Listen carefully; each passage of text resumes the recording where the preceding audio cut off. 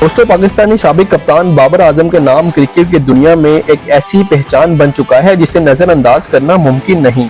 चाहे पाकिस्तान मैच जीते या हारे, बाबर आजम के रिकॉर्ड्स हर बार खबरों की जीनत बनते रहते हैं।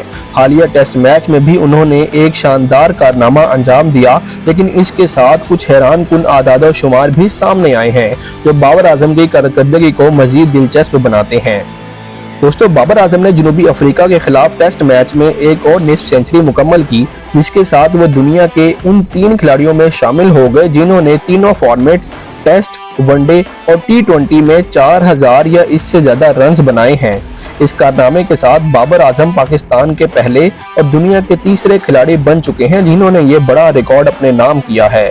इससे पहले ये एजाज सिर्फ विराट कोहली और रोहित शर्मा के पास था और अब बाबर आजम भी इन अजीम खिलाड़ियों के बराबर खड़े हो चुके हैं। दिलचस्प बात यह है कि 2024 बाबर आजम के करियर का वो पहला साल है जिसमें उन्होंने किसी भी फॉर्मेट में सेंचुरी स्कोर नहीं की। उनकी आखिरी सेंचुरी 2023 में नेपाल के खिलाफ थी और उसके बाद से वो निस्फ सेंचुरियां तो कई मरतबा बना चुके हैं, लेकिन सेंचुरी बनाने में नाकाम रहे। ये बाबर के लिए चैलेंजिंग लम्हा है और उनके मदाह उम्मीद करते हैं कि वो जल्द ही अपनी फॉर्म वापस लाने की कोशिश करें। नाज़रीन, बाबर आजम की सबसे बड़ी खूबी उनकी मुस्तकिल मजाजी है।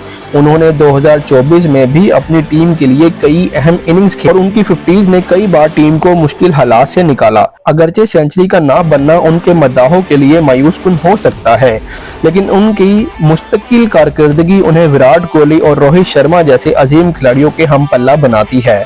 बाबर आजम पाकिस्तानी क्रिकेट टीम के एक कीमती असासा हैं। उनकी क़यादत और बैटिंग दोनों ने टीम को नई बुलंदियों तक पहुंचाया। बाबर आजम के रिकॉर्ड्स और उनकी मेहनत पाकिस्तानी टीम के रोशन मुस्तकबिल की जमानत है।